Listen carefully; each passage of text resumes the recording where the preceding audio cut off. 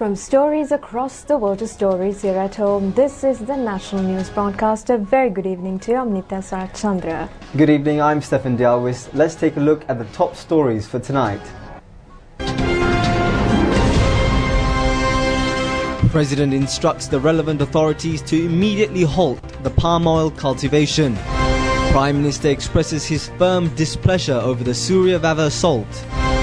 UN Human Rights High Commissioner expresses her regret over Sri Lanka's decision to withdraw from the co-sponsorship. An extreme heat weather condition expected to prevail tomorrow. Foreign pilgrimages have been banned in Saudi Arabia based on the spread of new coronavirus. Now in your top story this evening, the Galle District Coordination meeting was held at the Homadola Rajagiri Cave Temple in Udugama today. The meeting was held under the patronage of President Gotabaya Rajapaksa. The President took steps to resolve many public issues during the meeting. A massive group of people were gathered on both sides of the road as the President arrived for the meeting. The public of the area briefed the President over the environmental damages caused to the area from the palm oil cultivation. The President, at the beginning of the meeting, said that such profitable ventures are not valuable if the environment is affected from the cultivation. The President instructed relevant authorities to take immediate steps to halt the palm oil cultivation. Attention was directed on uplifting rubber cultivation as an agricultural crop. The focus was also paid to prevent the importation of rubber in order to encourage the farmer involved in rubber cultivation. Divisional political representatives directed the attention of the President regarding the shortage of English teachers in rural schools of the Galle district. Steps expected to be taken to resolve the drinking water issue prevailing in Nellua, Nagoda, Udugama and several other areas in accordance to priority basis. President Gotabaya Rajapaksa informed the officials to take immediate steps to remove the contractors in charge of relevant water supply projects if they have failed to complete the work in an appropriate manner. The President mentioned that necessary steps should be taken to create awareness on the importance of the area and the security of the tourists in the Hikkaduwa coastal line. A decision was reached immediately to establish a tourist police station in Unawatuna. Allocation of a water voucher for the Udugama Hospital, appointment of principals for principal schools and allocation of funds for small-scale water supply projects were also carried out during the meeting under the instructions of the President, subsequently symbolizing the inauguration of the tree planting program in the Galle district. The President planted a tree sapling at the temple premises. State Minister Ramesh Pathirana was also present at the occasion.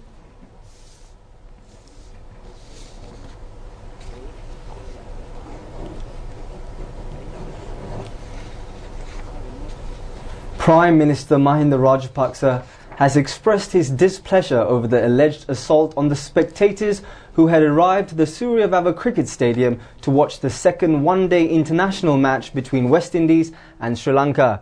The Minister for Sports was called for an immediate investigation on this regard. The match was played yesterday at the Suryavava Mahinda Rajapaksa Cricket Stadium. The alleged assault on the spectators had occurred near the ticket counter of the stadium. The Prime Minister made these remarks over the incident. Prime Minister Mahinda Rajapaksa expressed his regret over yesterday's incident. He said that the main reason for the incident was the improper procedure followed by the Sri Lanka Cricket Board. He said that how the spectators were treated when they came to see a match after many years is completely wrong.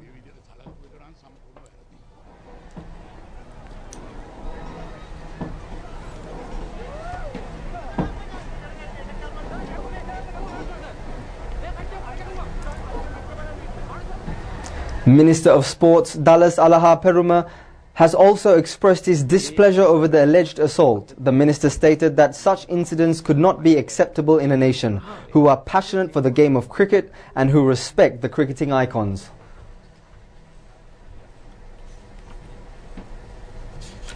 Now, the United Nations Human Rights High Commissioner Michelle Bachelet has expressed her regret over the steps taken by Sri Lanka to withdraw from the co-sponsorship. Responding to a statement, Minister Dinesh Gunawardena said that Sri Lanka will continue to work in close cooperation with the United Nations agencies while committing to peace and reconciliation progress based on domestic priorities. The attention was redirected on Sri Lanka during the 43rd session of the United Nations Human Rights Council held in Geneva, Switzerland, following the oral submissions made by the United Nations Human Rights Commissioner Michelle Bachelet over the country. Several countries, including Sri Lanka, were mentioned in her report. United Nations Human Rights Commissioner Michelle Bachelet expressed her regret for continuing on a completely different path from the previous stance over the human rights resolution. She said that this act can be observed as a back step taken towards human rights accountability and a wide reconciliation process. She said that she would like to point out that the domestic mechanism failed to ensure the accountability process in the past. Subsequently, Minister Dinesh Gunawardena responded to the oral submissions made by the UN Human Rights High Commissioner. I wish to reiterate that Sri Lanka remains committed to engaging with the High Commissioner and her office in achieving sustainable development, peace and reconciliation within the national framework overwhelmingly approved by the people of Sri Lanka during the presidential election last November, where President Gotabaya Rajapaksa was elected with an overwhelming majority. Yesterday, the government of Sri Lanka at the high-level segment made it clear its position with regard to the HRC Resolution 30/1, particularly its decision to withdraw from the co-sponsorship of the Resolution 40/1 of March 2019. Notwithstanding withdrawing from the co-sponsorship of the resolution, we emphasize that our commitment to achieving the goals set by the people of Sri Lanka on accountability, human rights, to a sustainable peace and reconciliation through the appointment of a domestic commission of inquiry, by implementing policies rooted in the government's commitment to operationalize the Sustainable Development Goals, by continuing to work with the assistance of the UN and its agencies. To those who have expressed disappointment on Sri Lanka's decision to withdraw from the co-sponsorship of the Resolution 30/1, despite the government's reassurance to this Council of our commitment to achieving the goals within the framework of our Constitution to ensure accountability and human rights towards sustainable peace and reconciliation, it is clear that they are privileging a superficial facade which has failed to deliver for 4.5 years over the genuine possibility of reconciliation,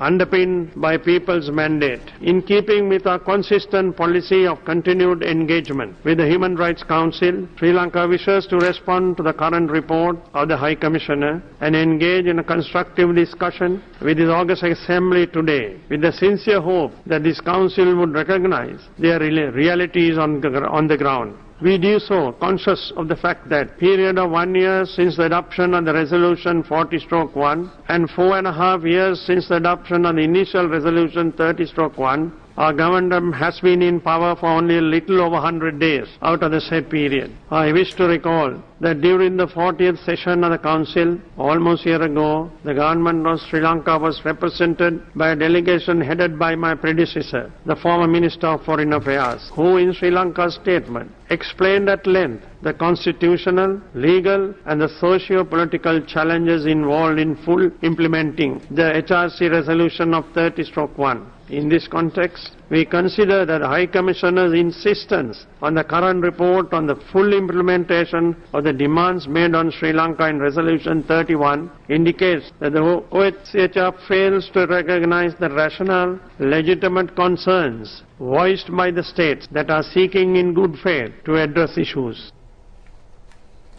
Now, in the meantime, the Met Department says that the extreme heat conditions experienced in the past couple of days is set to prevail tomorrow as well. Now, the weather conditions expected to transform into an inter-monsoon condition at the end of February. During such circumstances, the Met Department said that the prevailing extreme heat expected to escalate further.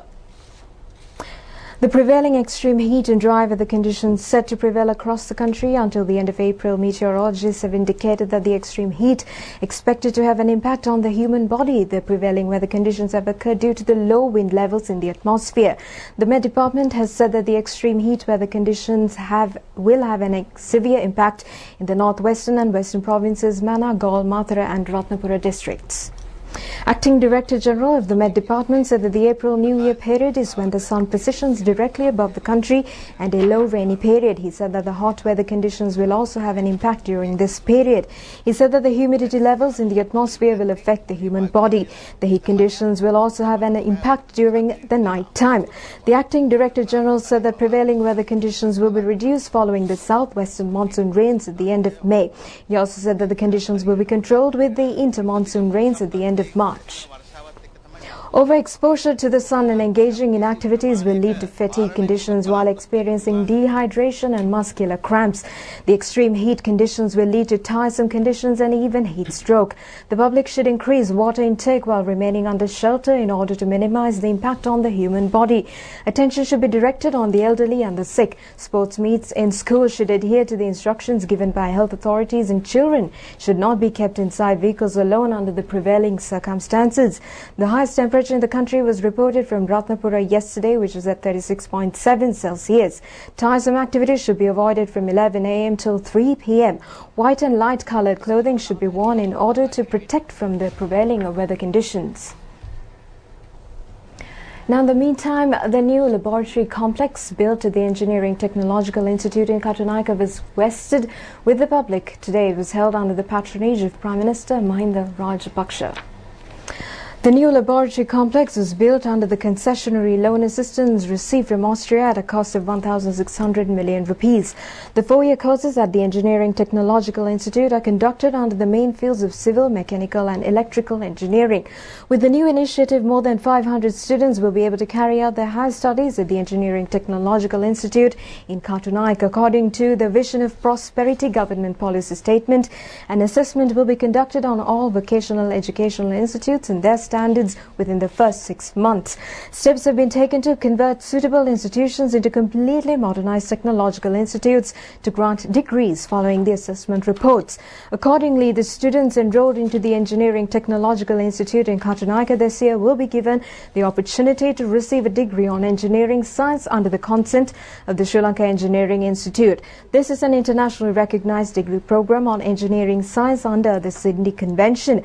The syllabus of the program will be updated by the University of Moratuwa. Steps have been taken to expand the scope of the syllabuses under the new initiative. Prime Minister Mahinda Rajapaksa said that the government has taken steps to proceed with a program to transform diploma holders into graduates. He said that the experiences gained by the students set to pave the paths to obtain the most demanding job opportunities in the developing world. He said that the need for graduates can be clearly observed with the large demand for developing industrial zones such as Hambantota in future. He also said that at such circumstances, the government will convert the diploma holders into graduates and create a youth base with degrees.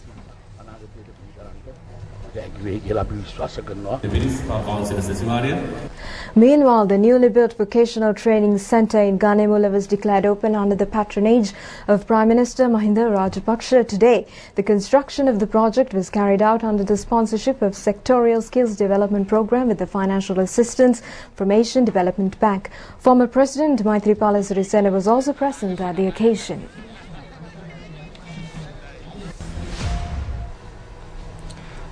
Former Sri Lankan Navy Commander Wasantha Karanagara submitted evidence for the 4th day at the Presidential Commission of Inquiry to investigate incidents of political revenge today. Additional Solicitor General Sumudhu Jayawardena has said that, as ordered by the Commission on February 20, 2020, the Attorney General's Department had not received the relevant summons. The Additional Solicitor General has said that he had personally inquired on this regard from the Secretary of the Commission today, stating that the issue had occurred due to a fault of the directed fax number. The Additional Solicitor General said that the relevant documents were directed to the Attorney General's Department around 11:52 a.m. Therefore, the Attorney General's Department had inadequate time to gather the information accordingly. The Commission is scheduled to convene on March 10th at 1:30 p.m.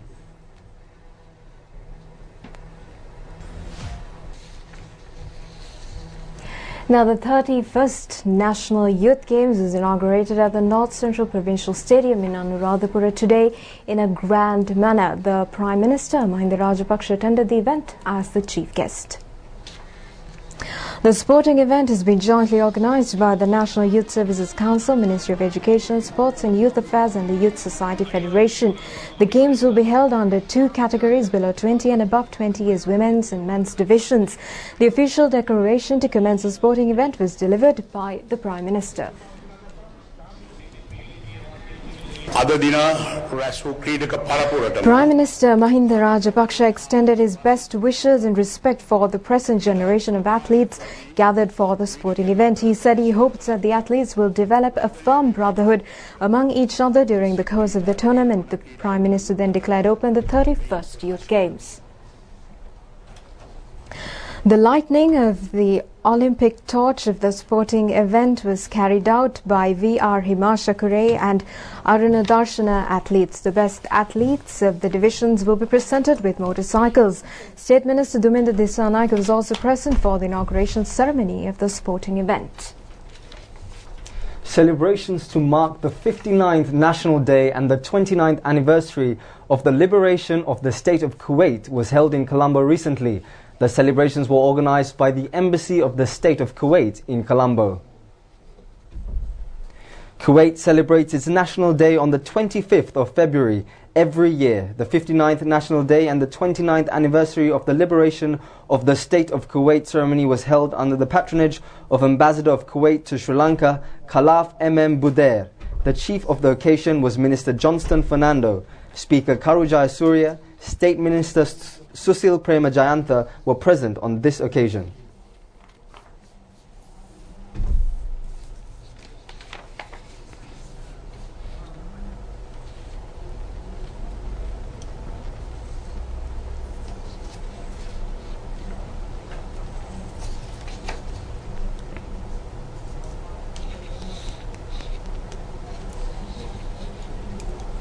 It was strengthened by mutual respect, trust and cooperation based on bilateral relationships in regional and international levels. We are confident that these relations will develop more and more in all political, economic, cultural, social and development fields.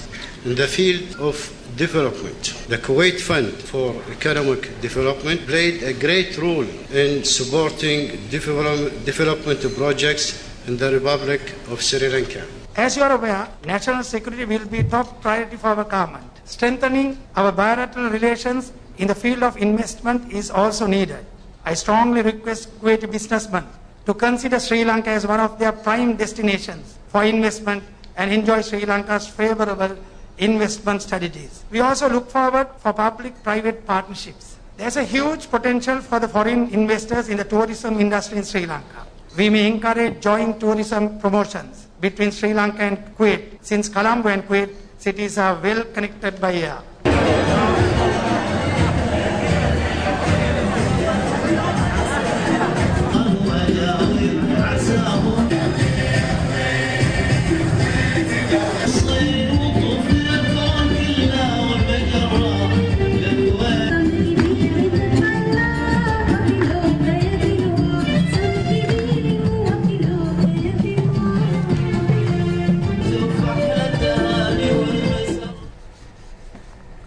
The two Sri Lankans who were evacuated from the Diamond Princess cruise ship will undergo a quarantine period in the army facility in Haryana, India. Meanwhile, the novel coronavirus has gone global. What had begun as an outbreak in China is now threatening to become a worldwide pandemic, having reached every continent except Antarctica. Ministry of Foreign Relations said in a statement that the two Sri Lankan crew members of the corona-hit Diamond Princess cruise ship will return to Colombo upon completion of the quarantine procedure in India.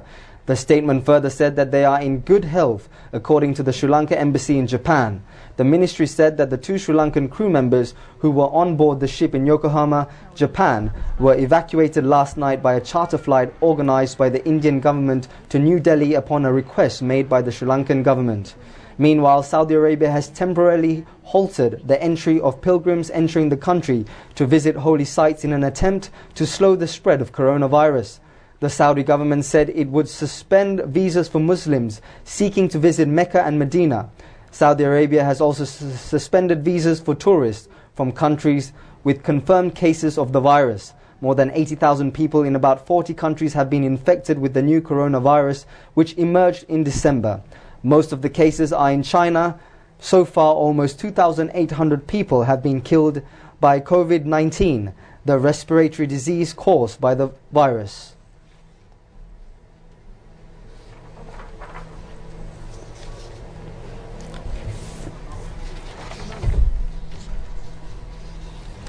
Now, the Ministry of Plantation Industries says that the Ceylon Sugar Company was made into a profitable venture within the past few months. This initiative has extended many benefits to the sugarcane farmers, revealed in a media briefing held in Colombo today. State Minister Janaka Vakumbura said that steps will be taken to transform the Ceylon Sugar Company, which had sustained a loss of 1,500 million rupees, into a profitable venture with a profit of 2,000 million rupees by the end of the year. He said that as per the President's vision, the loss-making state institution in the country will be transformed into a profit-earning venture. He said that they have managed to achieve these heights within the last 3 months. He said that the President has instructed them to utilize certain portions of the profits earned from the state institutions for the welfare of the employees instead of absorbing that amount into the government. He said that the ministry has become a non-burdening institution under their administration while making the ministry into a profit-making institution. The Air Force Cycle Tour, organized in conjunction to the 69th anniversary of the Sri Lanka Air Force, is set to begin on the 5th of March and will continue for 3 days. This is the 21st anniversary of the Air Force Cycle Tour. More than 150 leading cyclists in the country are expected to take part in the tournament. The tour of the men's division will take place for 3 days under 3 categories, and the total distance of the tour will be 445 kilometers. The distance of the tour of the women's division will be at 110 kilometers. The tour will be telecasted live on Channel I.